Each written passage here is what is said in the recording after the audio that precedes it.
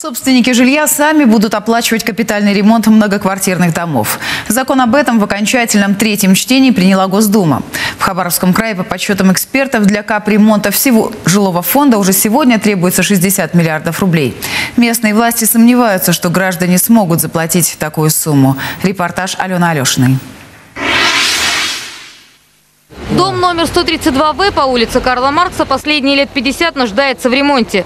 Полы просели, крыша разрушилась, но при этом заставить управляющую компанию отремонтировать дом собственники не могут. У тех все время нет денег. На те деньги, которые мы собираем, платим за ремонт, это даже не хватает на ту работу, которую они выполняют по нашему дому. Если раньше капитальный ремонт домов собственники жилья оплачивали процентов на 20, а остальную сумму выделял бюджет, то с принятием нового закона собственники должны сами финансировать эти работы.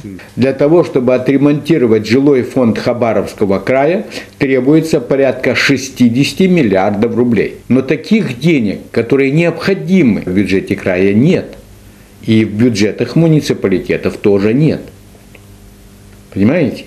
Тогда встает вопрос, что делать? Закон федеральный, но краевые власти участвовали в его обсуждении. Предлагали свои поправки, которые обязывали федеральный центр участвовать в финансировании капитального ремонта жилого фонда. К полемике подключились и профсоюзы. Однако собственник остался крайним. Собственник не защищен. Деньги могут в любое время куда-то исчезнуть. Собственник не защищен, он даже не имеет права проконтролировать эти средства. Вообще происходит подмена понятий. Значит, ты вместо государственного контроля за капитальным ремонтом, да, происходит изъятие денег без взаимного обязательства и без решения отремонтировать ваше жилье. Закону предстоит еще получить одобрение Совета Федерации и президента. Между тем, в конце ноября Владимир Путин заявил, что перекладывать все на граждан нечестно. Без помощи государства россияне не смогут решить проблему с ремонтом многоквартирных домов. Алена Алешина, Михаил Шульгин для программы «Новости».